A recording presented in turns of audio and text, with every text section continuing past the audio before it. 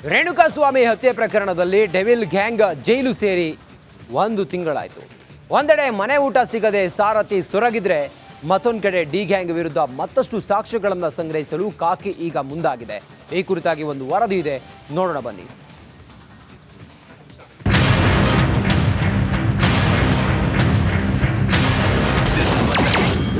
ಕಾಟೇರನ ಕಂಬಿವಾಸಕ್ಕೆ ಭರ್ಜರಿ 30 ದಿನ. ರಿಟ್ ಅರ್ಜಿ ಸಲ್ಲಿಸಿ ಬೇಚಿಗೆ ಸಿಲುಕಿದ ಸಾರಥಿ. ರೇಣುಕಾಸ್ವಾಮಿ ಕೊಲೆ ಕೇಸ್ನಲ್ಲಿ ದರ್ಶನ್ ಅಂಡ್ ಗ್ಯಾಂಗ್ ಜೈಲು ಸೇರಿ ಬರೋಬ್ಬರಿ 1 ತಿಂಗಳಾಯಿತು. ತಿಂಗಳಿನಿಂದ ಜೈಲಿನಲ್ಲಿರುವ ಸಾರಥಿ ಮನೆಯೂಟವಿಲ್ಲದೆ ಸೊರಗಿದ್ದಾರೆ. ಇತ್ತ ಮನೆಯೂಟ ಇಲ್ಲ, ಅತ್ತ ಸೆಲ್ನಿಂದ ಆಚೆ ಬರುವಂತೆಯೂ ಇಲ್ಲ. ಸಮಯ ಕಳೆಯೋಕೆ ಏನ್ ಮಾಡಬೇಕು ಅನ್ನೋದು ತೋಚದೆ ಕರಿಯ ಕಂಗಾಲಾಗಿದ್ದಾರಂತೆ. ಮನೆ ಊಟಕ್ಕಾಗಿ ಹೈಕೋರ್ಟ್ಗೆ ರಿಟ್ ಅರ್ಜಿ ಸಲ್ಲಿಸಿದ್ದೆ ಇದೀಗ ದರ್ಶನ್ಗೆ ಕಂಟಕವಾದಂತೆ ಕಾಣ್ತಿದೆ. ಅಷ್ಟಕ್ಕೂ ದರ್ಶನ್ ಮನೆ ಊಟಕ್ಕಾಗಿ ಮಾಡಿದ ಎಡವಟ್ಟೇನು ಅನ್ನೋದನ್ನ ನೋಡೋದಾದ್ರೆ, ಜೈಲಿನಲ್ಲಿ ಮನೆಯೂಟ ಪಡೆಯಲು ಅವಕಾಶ ಇದೆ. 2021 ಕರ್ನಾಟಕ ಪ್ರಿಸನ್ಸ್ ಸರ್ವಿಸ್ ಮ್ಯಾನ್ಯುಲ್ ಅಡಿ ಮನೆಯೂಟ ನೀಡಲು ಅವಕಾಶ ಇದೆ. ಆದ್ರೆ ಮೊದಲು ಕಾರಾಗೃಹಗಳ ಐಜಿಗೆ ಮನವಿ ಮಾಡಬೇಕು ಅಥವಾ ಮ್ಯಾಜಿಸ್ಟ್ರೇಟ್ ಕೋರ್ಟ್ಗೆ ಮನವಿ ಮಾಡಬೇಕು. ಆದ್ರೆ ದರ್ಶನ್ ಪರ ವಕೀಲರು ಏಕಾಏಕಿ ಹೈಕೋರ್ಟ್ಗೆ ಅರ್ಜಿ ಸಲ್ಲಿಸಿದ್ರು. ಹೀಗಾಗಿ ತಪ್ಪು ಕಾನೂನು ಕ್ರಮವೇ ದರ್ಶನ್ ಮನೆ ಊಟಕ್ಕೆ ಕಂಟಕವಾದಂತಿದೆ. ನಕಲಿ ಸಿಮ್ ಬಳಸಿ ಅಖಾಡಕ್ಕಿಳಿದ ಖಾಕಿ. ರೇಣುಕಾಸ್ವಾಮಿ ಕೊಲೆ ಕೇಸಲ್ಲಿ ತನಿಖೆ ಚುರುಕುಗೊಂಡಿದೆ. ಡೆವಿಲ್ ಗ್ಯಾಂಗ್ ವಿರುದ್ಧ ಮತ್ತಷ್ಟು ಸಾಕ್ಷ್ಯ ಸಂಗ್ರಹಕ್ಕೆ ನಕಲಿ ಸಿಮ್ ಬಳಸಿ ಪೊಲೀಸರು ಅಖಾಡಕ್ಕಿಳಿದಿದ್ದಾರೆ. ನಕಲಿ ಸಿಮ್ ಬಳಸಿ ರೇಣುಕಾ ಇನ್ಸ್ಟಾಗ್ರಾಮ್ ಖಾತೆ ರಿಟ್ರೀವ್ ಮಾಡಲಾಗ್ತಿದೆ. ಇನ್ಸ್ಟಾಗ್ರಾಮ್ ಕಂಪನಿಗೂ ಪತ್ರ ಬರೆದು ಮಾಹಿತಿ ಸಂಗ್ರಹಕ್ಕೆ ಮುಂದಾಗಿದ್ದು ಡಿಜಿಟಲ್ ಸಾಕ್ಷ್ಯದ ಬೆನ್ನು ಬಿದ್ದಿದ್ದಾರೆ. ಒಟ್ನಲ್ಲಿ ಡಿ ಮತ್ತು ಗ್ಯಾಂಗ್ಗೆ ಸಂಕಷ್ಟಗಳ ಸರಮಾಲೆಯೇ ಎದುರಾಗಿತ್ತು. ಮತ್ತಷ್ಟು ಡಿಜಿಟಲ್ ಸಾಕ್ಷ್ಯಗಳು ದೊರೆತವ, ದರ್ಶನ್ಗೆ ಮನೆ ಊಟ ಸಿಗುತ್ತಾ ಅನ್ನೋದನ್ನ ಕಾದು ನೋಡಬೇಕಿದೆ. Bureau report, Republic Kannada. ಕುಸಿತ ಆಗಿ ದುರಂತ ಸಂಭವಿಸಿದೆಯಲ್ಲ, ಆ ದುರಂತದಲ್ಲಿ ಆ ಕುಸಿದ ಗುಡ್ಡದ ಕೆಳಗೆ ನಾಪತ್ತೆಯಾಗಿರುವ ಅಥವಾ ಸಿಲುಕಿಕೊಂಡಿರುವವರ ಸಂಖ್ಯೆ ಇನ್ನಷ್ಟು ಹೆಚ್ಚಾಗ್ತಾ ಇದೆ, ಏರಿಕೆ ಆಗ್ತಾ ಇದೆ. ಗುಡ್ಡ ಕುಸಿತದಲ್ಲಿ ಮತ್ತೋರ್ವ ಯುವಕ ನಾಪತ್ತೆಯಾಗಿದ್ದಾನೆ. ಆತ ಆ ಗುಡ್ಡದ ಅಡಿಯಲ್ಲಿ ಸಿಲುಕಿಕೊಂಡಿರಬಹುದು, ಕುಸಿದಿರುವ ಗುಡ್ಡದ ಅಡಿಯಲ್ಲಿ ಸಿಲುಕಿಕೊಂಡಿರಬಹುದು ಅನ್ನುವ ಅನುಮಾನ ವ್ಯಕ್ತವಾಗಿದೆ. ಗೋಕರ್ಣ ಬಳಿಯ ಗಂಗೆ ಕೊಳ್ಳದ ಯುವಕ ನಾಪತ್ತೆಯಾಗಿದ್ದಾನೆ. ಗುಡ್ಡ ಕುಸಿದಾಗ ಮಗನನ್ನು ಹುಡುಕಿಕೊಡುವಂತೆ ಠಾಣೆ ಮೆಟ್ಟಿಲೇರಿದ್ದಾರೆ ತಾಯಿ. 5 ದಿನಗಳಿಂದ ಮಗ ಮನೆಗೆ ಬಂದಿಲ್ಲ ಹಾಗಂಥೇಳಿ ದೂರು ಕೊಟ್ಟಿದ್ದಾರೆ ಆತನ ತಾಯಿ. ಗುಡ್ಡ ಕುಸಿದ ದಿನ ಹೋಟೆಲ್ ಬಳಿ ಇದ್ದ ಲೋಕೇಶ್ ಬಹುಶಃ ಆ ಗುಡ್ಡ ಕುಸಿದಾಗ ಆತನೂ ಕೂಡ ಗುಡ್ಡದ ಅಡಿಗಡೆ ಸಿಲುಕಿಕೊಂಡಿದ್ನ, ಅವಶೇಷಗಳ ಅಡಿ ಇದ್ನ ಅನ್ನೋದು ಈಗ ಅನುಮಾನ ವ್ಯಕ್ತವಾಗಿದೆ. ಮತ್ತೆ ಸಂಪರ್ಕದಲ್ಲಿದ್ದಾರೆ ನಾಗೇಂದ್ರ ಬಾಬು. ಗುಡ್ಡದ ಅಡಿ ಅರ್ಜುನ ಮಾತ್ರ ಅಲ್ಲ, ಇನ್ನೂ ಕೂಡ ಹಲವರಿದ್ದಾರೆ ಅನ್ನುವ ಅನುಮಾನ ವ್ಯಕ್ತವಾಗ್ತಾ ಇದೆ. ಸದ್ಯಕ್ಕೆ ಏನಾದರೂ ಆ ನಿಟ್ಟಿನಲ್ಲಿ ಮಾಹಿತಿ ಸಿಕ್ಕಿದೆಯಾ ಈಗ ರೆಸ್ಕ್ಯೂ ಕಾರ್ಯಾಚರಣೆಯಲ್ಲಿ ನಾಗೇಂದ್ರ ಬಾಬು?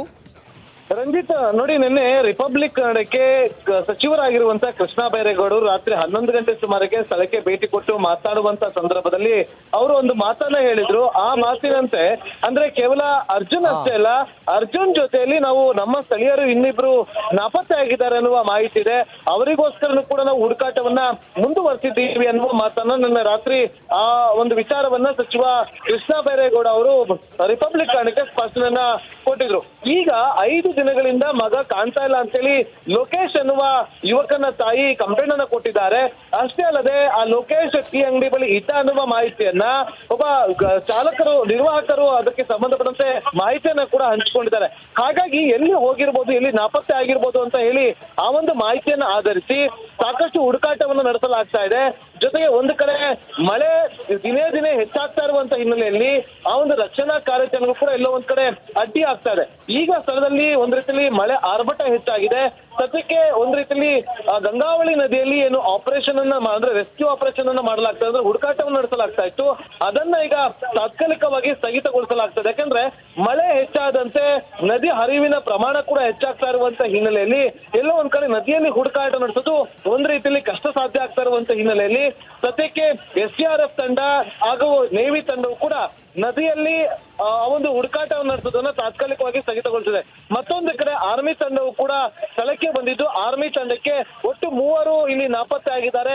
ಅವರನ್ನ ಹುಡುಕಿ ಕೊಡಬೇಕು ಅನ್ನುವ ಮಾಹಿತಿಯನ್ನು ಕೂಡ ಅವರೊಂದಿಗೆ ಈಗ ಹಂಚಿಕೊಂಡಿದ್ದು, ಆ ಒಂದು ಆಧಾರದಲ್ಲಿ ಆರ್ಮಿ ತಂಡವು ಕೂಡ ಹುಡುಕಾಟವನ್ನ ಮುಂದುವರೆಸಿದ್ದಾರೆ. Ranjith. Okay, thank you Nagendra Babu ಮಾಹಿತಿಗಾಗಿ. ಮಳೆಯ ಅವಾಂತರಕ್ಕೆ ಕರುನಾಡು ಬೆಚ್ಚಿ ಬಿದ್ದಿದೆ. ಮಳೆಯಿಂದಾಗಿ, ಈ ರಣಭೀಕರ ಮಳೆಯಿಂದಾಗಿ ಜನ ಮನೆ ಮಠ ಬೆಳೆದಂಥ ಬೆಳೆ ಎಲ್ಲವನ್ನ ಕಳ್ಕೊಂಡಿದ್ದಾರೆ. ಕರುನಾಡ ಜನರು ತತ್ತರಿಸಿ ಹೋಗಿದ್ದಾರೆ. ಈ ಮಳೆಯಿಂದಾಗಿ ಮನೆ ಕಳೆದುಕೊಂಡು ಜನಜೀವನ ದುಸ್ತರಾಗಿದೆ. ಮಳೆ ದುರಂತದಲ್ಲೂ ಕೂಡ ಈ ರಾಜಕೀಯ ನಾಯಕರು ಮಾತ್ರ ರಾಜಕಾರಣ ಮಾಡ್ತಾ ಇದ್ದಾರಾ ಅನ್ನುವ ಅನುಮಾನ ಕಾಡ್ತಾ ಇದೆ. ನೋಡಿ, ಶಿರೂರು ಗುಡ್ಡ ಕುಸಿತ ಜಾಗಕ್ಕೆ ಜನಪ್ರತಿನಿಧಿಗಳು ದೌಡಾಯಿಸ್ತಾ ಇದ್ದಾರೆ. ಯಾರ್ಯಾರು?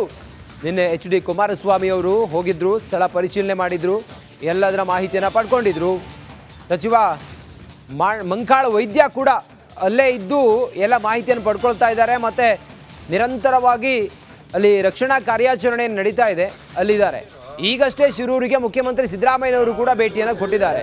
ಕೃಷ್ಣ ಬೈರೇಗೌಡರು ಕೂಡ ಅಲ್ಲೇ ಇದ್ದಾರೆ. ಸ್ಥಳೀಯ ಶಾಸಕರು ಸತೀಶ್ ಸೈಲ್ ಅವರು ಕೂಡ ಅಲ್ಲೇ ಇದ್ದಾರೆ. ಒಬ್ಬೊಬ್ಬರೇ ಅಲ್ಲಿ ಹೋಗ್ತಾ ಇದ್ದಾರೆ. ಒಂದು ಕಡೆಯಲ್ಲಿ ಜನ ತತ್ತರಿಸಿ ಹೋಗಿದ್ದಾರೆ ಮಳೆಯಿಂದಾಗಿ. ಆ ಶಿರೂರು ಆ ಭಾಗದಲ್ಲಿ ಗುಡ್ಡ ಕುಸಿತ ಆಗಿ ಜನರ ಜೀವ ಎಲ್ಲವೂ ಕೂಡ ಮಂಕಾಗಿ ಹೋಗಿದೆ. ಹೀಗೆಲ್ಲ ಇರುವಾಗ ಈ ರಾಜಕೀಯ ನಾಯಕರು ಒಬ್ಬೊಬ್ಬರಾಗಿ ಅಲ್ಲಿ ಹೋಗಿ ರಾಜಕಾರಣ ಮಾಡ್ತಾ ಇದ್ದಾರಾ ಅನ್ನೋದು ಈಗಿರುವಂಥ ಪ್ರಶ್ನೆ. 10 ಲಕ್ಷ ಪರಿಹಾರ ನೀಡಲು ಸಾಧ್ಯ ಇಲ್ಲ ಅಂದಿದ್ದ ಸಚಿವ ಮಂಕಾಳ ವೈದ್ಯ ಅವರ ಹೇಳಿಕೆಗೆ ಕೇಂದ್ರ ಸಚಿವ ಕುಮಾರಸ್ವಾಮಿ ಅವರು ತಿರುಗೇಟು ಕೊಟ್ಟಿದ್ದಾರೆ. ಅವರಿಗೆ ಸಮಯ ಸಿಕ್ಕರೆ ಕೊಡಗಿಗೆ ಒಂದು ಸಲ ಹೋಗಿ ಬರಲಿ. ಕೊಡಗಿನಲ್ಲಿ ಮಳೆ ಬಂದು ಏನೇನು ಅವಾಂತರ ಆಗಿತ್ತು, ಆಗ ನಾನೇ ಮುಖ್ಯಮಂತ್ರಿ ಆಗಿದ್ದಾಗ ನಾನು ಏನು ಮಾಡಿದೆ ಅನ್ನೋದನ್ನು ನೋಡ್ಕೊಂಡು ಬರಲಿ. ನನ್ನ ಕಾಲದಲ್ಲಿ 10 ಲಕ್ಷ ವೆಚ್ಚದಲ್ಲಿ ಮನೆಯನ್ನು ನಿರ್ಮಿಸಿದ್ದೇನೆ, 1 ಲಕ್ಷ ಪರಿಹಾರವನ್ನು ಕೊಟ್ಟಿದ್ದೇನೆ, 50,000 ದಿನಸಿ ಕೊಟ್ಟಿದ್ದೇವೆ, ಗೊತ್ತಿಲ್ಲದಿದ್ದರೆ ಹೋಗಿ ನೋಡ್ಕೊಂಡು ಬರಲಿ ಅಂತೇಳಿ ಹೇಳಿದ್ದಾರೆ ಕೇಂದ್ರ ಸಚಿವ HD ಕುಮಾರಸ್ವಾಮಿ. ತಿರುಗೇಟನ್ನು ಕೊಟ್ಟಿದ್ದಾರೆ ಕುಮಾರಸ್ವಾಮಿ. ಅಲ್ಲಿ ಹಾನಿಯಾಗಿರುವ ಮನೆಗಳು ಮತ್ತು ಹಾನಿಯಾಗಿರುವಂಥ ಕುಟುಂಬಗಳೇನಿದ್ದಾವೆ, ಜೀವ ಕಳ್ಕೊಂಡಿರುವಂಥ ಕುಟುಂಬಗಳು, ಆ ಕುಟುಂಬಗಳಿಗೆ ಪರಿಹಾರ ಕೊಡಬೇಕು 10 ಲಕ್ಷ ರೂಪಾಯಿ ಅನ್ನೋ ವಿಚಾರಕ್ಕೆ ಮಂಕಾಳ ವೈದ್ಯ ಅವರು ಹೇಳಿದ ಮಾತಿಗೆ ಕುಮಾರಸ್ವಾಮಿ ಅವರು ತಿರುಗೇಟು ಕೊಟ್ಟಿದ್ದಾರೆ. DCM DKಶಿಗೆ HD ಕುಮಾರಸ್ವಾಮಿ ಟಾಂಗ್ ಕೊಟ್ಟಿದ್ದಾರೆ. ಮಿಲಿಟರಿಯನ್ನು ತೆಗೆದುಕೊಂಡು ಬರಲಿ ಎಂದಿದ್ದ DK ಶಿವಕುಮಾರ್ ರಾಜ್ಯದಲ್ಲಿ ದರೋಡೆ ಆಗ್ತಿರೋದ್ರಿಂದ ಹೀಗೆ ಹೇಳಿದ್ದಾರೆ. ಟೆರರಿಸ್ಟ್ ಆಕ್ಟಿವಿಟಿಗಿಂತಲೂ ದರೋಡೆ ಚೆನ್ನಾಗಿ ನಡೀತಾ ಇದೆ ಅನ್ನೋದ್ರ ಬಗ್ಗೆ ಎಲ್ಲ ಮಾತಾಡಿದ್ದಾರೆ HD ಕುಮಾರಸ್ವಾಮಿ. ಪಾಪ ನಮ್ಮ ಸಚಿವರು ಉತ್ತರ ಕನ್ನಡದಲ್ಲಿ ನೆನ್ನೆ ಒಂದು ಹೇಳಿಕೆ ಕೊಟ್ಟಿದ್ದಾರೆ.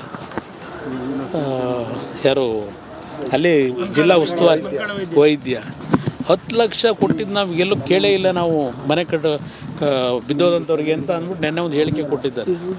ಬಹುಶಃ ಅವ್ರಿಗೆ ಏನಾದರೂ ಸಮಯ ಸಿಕ್ಕಿದ್ರೆ ಕೊಡಗು ಹೋಗಿ ನನ್ನ ಕಾಲದಲ್ಲಿ ತೆಗೆದುಕೊಂಡು ನಿರ್ಧಾರ ಇದೆಯಲ್ಲ, 1,000 ಮನೆಗಳನ್ನು 10 ಲಕ್ಷ ರೂಪಾಯಿ ವೆಚ್ಚದಲ್ಲಿ ಕಟ್ಟಿರ್ತಕ್ಕಂಥದ್ದು ಅಷ್ಟೇ ಅಲ್ಲ, 1 ಲಕ್ಷ ರೂಪಾಯಿಗಳನ್ನು ಪರಿಹಾರ ಕೊಟ್ಟಿದ್ದೇವೆ. ಅದಕ್ಕೆ ಅದ್ರ ಜೊತೆಗೆ 50,000 ರೂಪಾಯಿ ಅವರಿಗೆ ಪದಾರ್ಥಗಳೇನು ವಸ್ತುಗಳು ನಾಶ ಆಗಿತ್ತು ಅದಕ್ಕೆ ಪರಿಹಾರ ಕೊಟ್ಟಿದ್ದೇವೆ. ಇವತ್ತು ನನ್ನ ಕಣ್ಣು ಮುಂದೆ ಇವತ್ತು ಅವ್ರ ಪಾಪ ಗೊತ್ತಿಲ್ಲದೆ ಹೋಗಿ ನೋಡ್ಕೊಂಬರ್ಬೇಕು, ಸಾಧ್ಯವೇ ಇಲ್ಲ ಕೊಡಲಿಕ್ಕೆ. ಕಳ್ಳರು ಪೊಲೀಸರ ಮೇಲೆ ಅಟ್ಯಾಕ್ ಮಾಡಿದ್ದಾರೆ, ಕಲ್ಲಿನಿಂದ ಅಟ್ಯಾಕ್ ಮಾಡಿದ್ದಾರೆ. ಪೊಲೀಸರಿಗೆ ಕಲ್ಲಿನಿಂದ ಅಟ್ಯಾಕ್ ಮಾಡಿ ಎಸ್ಕೇಪ್ ಆಗೋದಕ್ಕೆ ಪ್ರಯತ್ನ ಪಟ್ಟಿದ್ದಾರೆ ಕಳ್ಳರು. ಸ್ವರಕ್ಷಣೆಗಾಗಿ ಅನಂತರ ಪೊಲೀಸರು ಗಾಳಿಯಲ್ಲಿ ಗುಂಡು ಹಾರಿಸಿದ್ದಾರೆ. ಪೊಲೀಸರು ತಮ್ಮ ಆತ್ಮರಕ್ಷಣೆಗಾಗಿ. ಚಿತ್ರದುರ್ಗ ಜಿಲ್ಲೆ ಚಳ್ಳಕೆರೆಯ ಕುದಾಪುರ ಬಳಿ ಈ ಪ್ರಕರಣ ನಡೆದಿದೆ. ನಾಯಕನಹಟ್ಟಿ ಠಾಣೆಯಲ್ಲಿ FIR ಕೂಡ ದಾಖಲಾಗಿದೆ. ಕಲ್ಲು ತೂರಾಟದಿಂದ ಪೊಲೀಸ್ ಜೀಪಿಗೆ ಹಾನಿಯಾಗಿದೆ. ಏರ್ ಫೈರ್ ಮಾಡಿದರೂ ಕೂಡ ತಪ್ಪಿಸಿಕೊಂಡು ಕಳ್ಳರು ಓಡೋಗ್ತಾರೆ. ಆ ಕಳ್ಳರ ಗ್ಯಾಂಗ್ ಪೊಲೀಸರ ಮೇಲೆ ಕಲ್ಲು ತೂರಾಟ ಮಾಡಿ ಓಡೋಗ್ತಾರೆ. ನೋಡಿ, ಪೊಲೀಸರ ವೆಹಿಕಲ್ಗೂ ಕೂಡ ಅಲ್ಲಿ ಡ್ಯಾಮೇಜ್ ಆಗಿದೆ. ಚಿತ್ರದುರ್ಗದಲ್ಲಿ ಆಗಿರುವಂಥ ಘಟನೆ ಇದು. ಇನ್ನಷ್ಟು ಮಾಹಿತಿಯೊಂದಿಗೆ ನಮ್ಮ ಚಿತ್ರದುರ್ಗದ ಪ್ರತಿನಿಧಿ ವೀರೇಶ್ ಈಗ ಸಂಪರ್ಕದಲ್ಲಿದ್ದಾರೆ. ವೀರೇಶ್, ಆ ಕಳ್ಳರನ್ನ ಪೊಲೀಸರು ಯಾವ ಕಡೆ ಕರ್ಕೊಂಡು ಹೋಗ್ತಾ ಇದ್ರು? ಎಷ್ಟು ಜನ ಕಳ್ಳರಿದ್ರು? ಪೊಲೀಸರಿಗೆ ಏನಾಗಿದೆ? ಈಗ ಹೇಗಿದ್ದಾರೆ ಪೊಲೀಸರು? ಅವ್ರ ಪರಿಸ್ಥಿತಿ ಹೆಂಗಿದೆ? ಏನಂದ್ರೆ ತಡರಾತ್ರಿಯಲ್ಲಿ ಕಳ್ತಾನಕ್ಕೆ ಅಂತ ಹೇಳ್ಬಿಟ್ಟು ಆಂಧ್ರ ಮೂಲದಿಂದ ಏನು ಒಂದು ಬುಲರ ವೆಹಿಕಲ್ ಅಲ್ಲಿ ಚಿತ್ರದುರ್ಗದ ನಾಯಕನಹಟ್ಟಿ ಲಿಮಿಟ್ಸ್ ಬಂದಿರ್ತಾರೆ. ಇದನ್ನು ಪೊಲೀಸರು ತಪಾಸಣೆ ಅಂದ್ರೆ ನೈಟ್ ಬಿಟ್ಸ್ ಅಲ್ಲಿ ಇದ್ದಂತಹ ಪೊಲೀಸರು ತಪಾಸಣೆ ಮಾಡ್ಬೇಕಂತ ಹೇಳ್ಬಿಟ್ಟು ಅಡ್ಡ ಆಗ್ತಾರೆ. ಆದ್ರೆ ಆ ಬೊಲೆರೋ ವಾಹನ ಯಾವುದೇ ರೀತಿಯಲ್ಲಿ ಪೊಲೀಸರಿಗೆ ಸ್ಪಂದಿಸದೆ ಪೊಲೀಸರನ್ನ ದಾಟಿ ಹೋಗ್ತಾರೆ. ಆ ಕ್ಷಣದಲ್ಲಿ ತಕ್ಷಣಕ್ಕೆ ಏನು ಮಾಹಿತಿನ ನಾಯಕನಹಟ್ಟಿ PSI ಆದ ಶಿವಕುಮಾರ್ ಅವರಿಗೆ ವಾಕಿ ಮೂಲಕ ತಿಳಿಸ್ತಾರೆ. ವಾಕಿ ಮೂಲಕ ಅಲರ್ಟ್ ಆದಂತ PSI ಶಿವಕುಮಾರ್ ನೇತೃತ್ವದಲ್ಲಿ ಜೀಪ್ ಬೊಲೆರೋ ವಾಹನವನ್ನು ಜೀಪ್ ಮೂಲಕ ಚೇಜಿಂಗ್ ಮಾಡ್ತಾರೆ. ಚೇಜಿಂಗ್ ಮಾಡುವಂತಹ ಸಂದರ್ಭದಲ್ಲಿ ಸಾಕಷ್ಟು ಅವರು ಅಲ್ಲಿ ಸುಮಾರು 1 ಗಂಟೆಗೂ ಹೆಚ್ಚು ಕಾಲ ಆ ಬೊಲೆರೋ ವಾಹನದ ಹಿಂದೆ ಏನು ಪೊಲೀಸರು ಚೇಂಜ್ ಮಾಡ್ತಾರೆ. ಆದ್ರೆ ಬಂದಿತ್ತಂತ ಕಳ್ಳರ ವೆಹಿಕಲ್ ಏನಿದೆ ಆ ವೆಹಿಕಲ್ ಬೇರೆ ರೂಟ್ಗಳಲ್ಲಿ ಹೋದಾಗ ಆ ರೂಟ್ ಏನಾದಿರುತ್ತೆ ಅಂದ್ರೆ ಆ ಲಿಮಿಟ್ಸ್ ನಲ್ಲಿ ಇದ್ದಂತಹ ಶಿವಕುಮಾರ್ PSIಗೆ ಯಾವ ವೆಹಿಕಲ್ ಯಾವ ರಸ್ತೆಯಲ್ಲಿ ಹೋದ್ರೆ ಎಲ್ಲಿಗೆ ಎಂಟ್ರಿ ಆಗುತ್ತೆ ಅಂತ ಗಮನ ಹರಿಸಿ ಅದನ್ನ ಏನು DRDO ಬಳಿ ಇರುವಂತಹ ಉದಾಪುರ ಗೇಟ್ ಬಳಿ ಏನು ವೆಹಿಕಲ್ ಕಾಯ್ತಿದ್ದಾರೆ ಅದೇ ರೀತಿಯಲ್ಲಿ ಪಾಸ್ ಆಗುತ್ತೆ. ತಕ್ಷಣಕ್ಕೆ ಏನಂದ್ರೆ ಅಲ್ಲಿನ ಪೊಲೀಸರು ಏನಂದ್ರೆ ಆ ವೆಹಿಕಲ್ ನಲ್ಲಿ ಕಲ್ಲುಗಳನ್ನ ತಂದು ಇಟ್ಕೊಂಡಿರ್ತಾರೆ. ಆ ಕಲ್ಲುಗಳನ್ನ ಪೊಲೀಸ್ ವೆಹಿಕಲ್ ಮೇಲೆ ದಾಳಿ ಮಾಡಿದಂತಹ ಸಂದರ್ಭದಲ್ಲಿ PSI ಶಿವಕುಮಾರ್ ಸುಮಾರು 7 ರೌಂಡ್ ಫೈರಿಂಗ್ ಅನ್ನು ಏನು ಗಾಳಿಯಲ್ಲಿ ಗುಂಡನ್ನು ಹಾರಿಸ್ತಾರೆ. Ranjit. Okay Viresh, thank you ಮಾಹಿತಿಗಾಗಿ.